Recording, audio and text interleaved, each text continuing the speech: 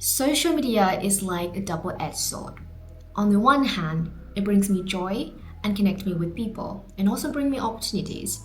But on the other hand, it gives me some social pressure and some cyber negative impacts.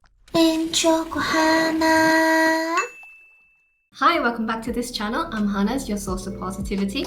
I feel like every time I sit in this room, I would share something informative. And for today's video, I will be speaking about a topic that I feel like is very controversial and it's also necessary to talk about.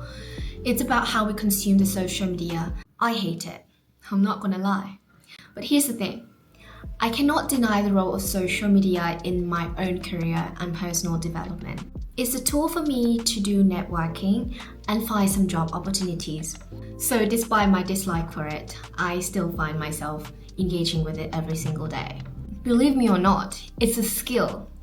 Knowing how to consume social media, it's a skill that everyone needs in today's world. Over the past 2 years, well, 2 years, that's a long time. And from the perspective of a marketer, yes, I am a marketer.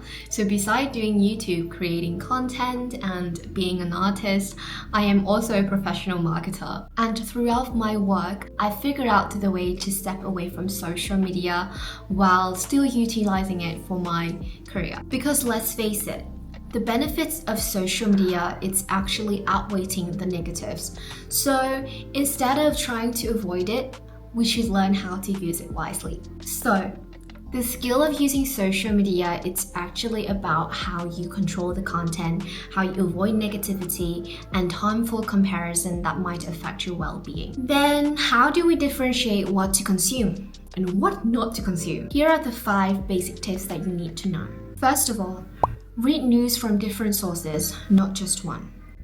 This is how you get different perspectives, not getting biased and misinformation. Because we all know that not all media outlets are credible and trustable. Not all media outlets are neutral, and there's plenty of fake news circulating. Therefore, getting the right information from the right source, credible source, is very, very important. Not just from somebody Facebook that you don't even know who they are. Leading to the second point, do not just read the headlines. This is one of the way why and how fake news is distributed, because now we know that people do write clickbait titles. So what you read on the headlines and the big titles might not actually the real thing of the content. So sometimes, or actually most of the time, I would go down to the comment section to read more about that story, because sometimes you'll find some kind of backstories from other people that might give you different perspective and then might give you more insights about that story. So yeah, be careful when reading the headlines. Dig into the story. But then when you read all of those things, make sure that you read it from a credible site. Check the source, check the page. Many social media pages impersonate a person or a brand. So even though it's not hard to identify whether that page is verified or not, if that's real or not, still a lot of people are drawn into it. So my advice is whenever you read a news or if you come into a page, let's question that page and verify it if it's a legit account or not. The quickest thing to see if it's a legit account is by seeing if they have a take on the account. Real accounts typically has genuine interaction, like a like or share or lots of comments, posts throughout the time, and when you click on those comments, those people are actual people by seeing that they have photos and they have comments on their sites. So yeah, you have to check that before you trust a source. The 4th tip that I have on the list is to block any channel that does not align and relevant to my values. This is actually how I filter my feed, and it's applicable for all Facebook, Instagram, TikTok, YouTube, and this is the reason why they give you the function to do so. So I often try to block as many ads and content that I don't find interesting, or it's not relevant, or if it's sexual or harassment or something like that. Also, whenever I see it, I just click block, or I just click that this is not relevant to me. By doing this, you can avoid those content appearing on your Facebook, on your channel again.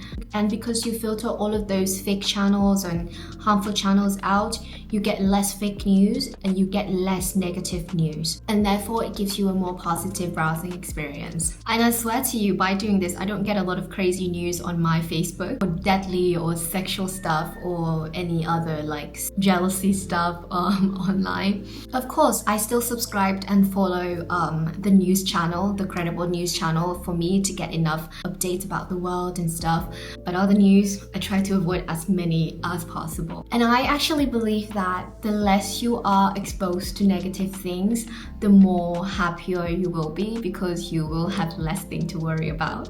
And last but not least tip, avoid the comparison trap. Just remember this. People only show the best thing of their lives onto social media. Don't fall into the trap of comparing yourself with other people. The feeling of what's called peer pressure often comes from this thing, because when you see other people's success or happiness, you will compare to yourself, and then you'll feel sad when you have less than them. But the fact is, as we all know, we don't know the story behind it. We don't know how hard they've been through and what obstacles, what sad things they've been through. One of my boss told me this before, and she's a very successful woman and she holds high position in a big corporate. And she said that every single person has their own destiny. So there's no point in comparing yourself to other people, because we have different goals, we have different values, we have different lives, we've got different skills, and we have different missions. So the advice is we should all focus on ourselves, developing our values and do our own mission instead of measuring up to somebody else's highlight reels. And there you go. That's my 5 tips of how I normally use social media. And I hope that you guys will find this helpful. I hope that this will help you to stay away from all the negative things on social media and only take the positive, not the negative.